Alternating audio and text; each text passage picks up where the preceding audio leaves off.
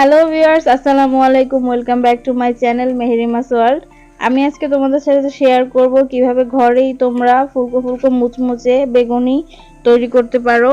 কোনো ঝামেলা ছাড়াই এই বেগুনিটা তৈরি করে নেওয়া যায়, কোনো এক্সট্রা কোনো মশলার প্রয়োজন হয় না। তো চলো দেখে নিই। তার আগে আমার চ্যানেলে যারা নতুন এসেছো তারা প্লিজ আমার চ্যানেলটা সাবস্ক্রাইব করে যেও এবং পাশে থাকা বেল আইকনটি বাজিয়ে যেও। আর যারা অলরেডি আমার চ্যানেলটা সাবস্ক্রাইব করেছো তাদেরকে অনেক অনেক ধন্যবাদ। তো ফার্স্টে আমি বেগুনির জন্য বেসনটা রেডি করব। এখানে 1 কাপ বেসন নিয়ে নিয়েছি, তাতে দিয়ে দিচ্ছি 1 চামচ মরিচের গুঁড়া আর দিয়ে দেব হলুদের গুঁড়া। দিয়ে দিচ্ছি 1/3 কাপের মতো চালের গুঁড়া। তোমরা চাইলে ময়দাও ব্যবহার করতে পারো, কিন্তু চালের গুঁড়া দিলে একটু মুচমুচে হয়, তাই আমি চালের গুঁড়োটা ব্যবহার করেছি। এখন সবকিছু ভালো করে চেলে নিচ্ছি। চেলে নিয়ে আমি ভালো করে এগুলো মিশিয়ে নেব।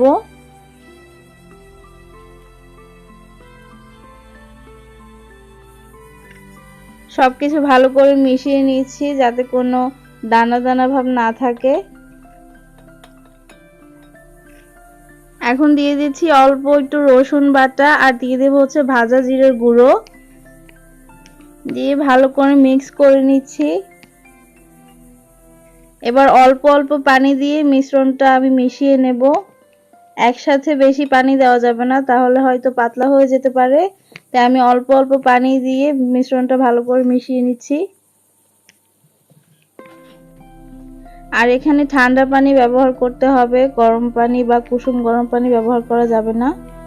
মিশ্রণটা যেহেতু একটু ঘন টাইপের হয় বেগুনির জন্য, তাই আমি অল্প অল্প পানি অ্যাড করব আর এটা মিশিয়ে নেব।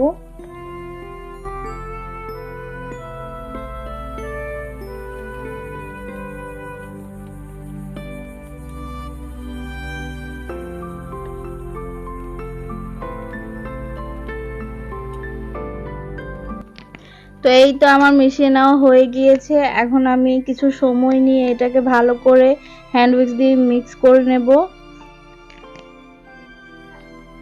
তো সবকিছু ভালো করে মিশিয়ে নিয়েছি। ঘনত্বটা ঠিক এইরকম হবে।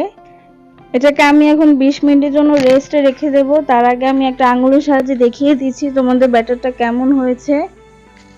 এই যে আমার আঙুলটাকে ব্যাটারটা পুরোটা কোট করে নিয়েছে, এটাই পারফেক্ট। এখানে আমি বেগুনগুলোকে স্লাইস করে কেটে নিয়েছি। বেগুনগুলো লবণ দিয়ে মাখিয়ে রেখেছিলাম। 20 মিনিট রেস্টে রাখার পর এখন আমি এখানে লবণ দিয়ে দিয়েছি স্বাদ মতো আর দিয়ে দিচ্ছি হচ্ছে বেকিং সোডা। দিয়ে ভালো করে মিশিয়ে নিচ্ছি। তো ব্যাটারটা আবার ভালো করে মিক্স করে আমি এখন বেগুনগুলো ভাজতে চলে যাব।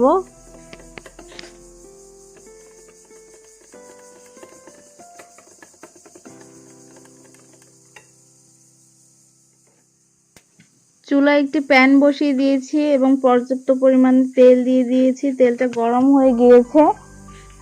এখন আমি বেসনে বেগুনগুলো ভালো করে কোট করে তারপর তেলে দিয়ে দিচ্ছি। তেলটা ভালো করে গরম করে নিতে হবে।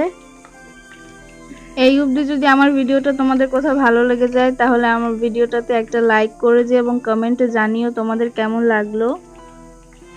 এবং তোমরা যারা নতুন আছো প্লিজ আমার চ্যানেলটা সাবস্ক্রাইব করে দিও এবং পাশে থাকা বেল আইকনটি বাজিয়ে যেও। তোমাদের একটা লাইক এবং কমেন্ট আমাকে অনেক বেশি মোটিভেট করে নতুন নতুন ভিডিও বানাতে। তাই যে আমি একে একে বেগুনগুলো সব দিয়ে দিয়েছি, এবার ভেজে নিচ্ছি। বেগুনিগুলো আমার এক সাইডে ভাজা হয়ে গিয়েছে, আমি এবার উল্টে দেব।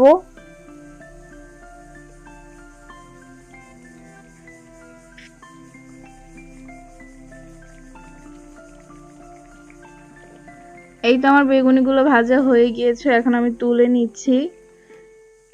খুবই সহজভাবে তোমাদেরকে রেসিপিটা দেখানোর চেষ্টা করেছি, আশা করছি তোমাদের সবার ভালো লাগবে।